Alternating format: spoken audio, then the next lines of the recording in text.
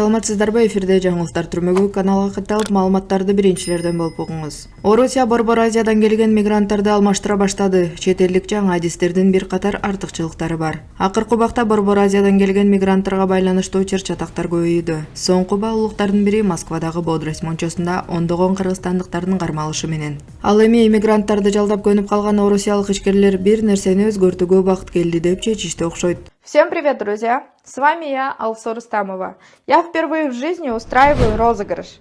Я очень надеюсь на то, что вы меня поддержите. Так, значит, расскажу. Количество билетов я поставила 300 штук, 116 выигрышных призов. Это означает, что каждый третий человек выигрывает приз.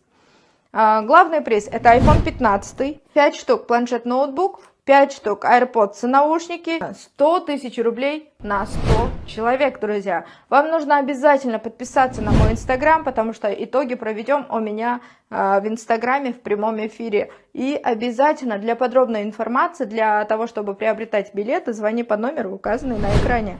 Всем удачи желаю, люблю.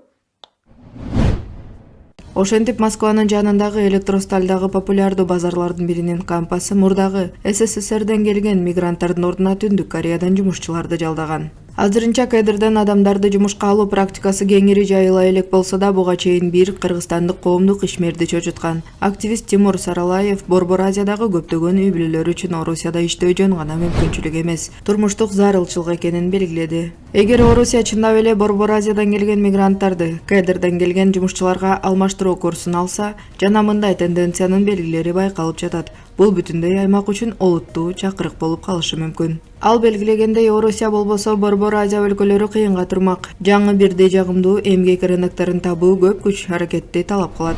Бул канал жабыла баштаса, аймак башка векторлорду издей баштайт, бирок бул үчүн ресурстар талап кылынат.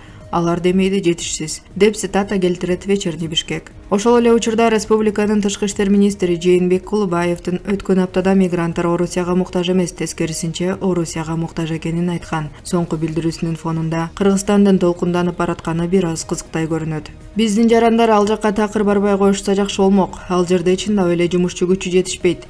Ошон үчүн бизди чакырышат. Борбор Азиядан келген коноктор үчүн канал чындыгында жабылгандан кийин Кыргызстандын тышкы иштер министрлигинин башчысы да ушундай катаал мамиле кылабы, жокпу, азырынча белгисиз. КНДРдин эмгекчилери менен кызматташтык натыйжаларына келсек, азырынча бул тажрыйбага позитивдүү баа берилди. Түндүк кореялыктар эмгекчил, тартиптүү, сылык сыпа жана Орусияда иштөөнү бүт үй-бүлөсү менен бул жакка көчүп келүү жолу катары эмес, жумуш катары карашат. Кабарлар официалдуу МВД Россия сайтынан алынды. Урматтуу Москва шаарындагы мекендештер, жердештер, эгерде сиздердин документиңиздердин мөөнөтү бүтүп, Москва Казакстан кирди чыкты кылуу үчүн тажрыйбалуу айдоочуларды издеп жаткан болсоңуздар, анда мен сиздерге Бакыт агамды сунуштайм.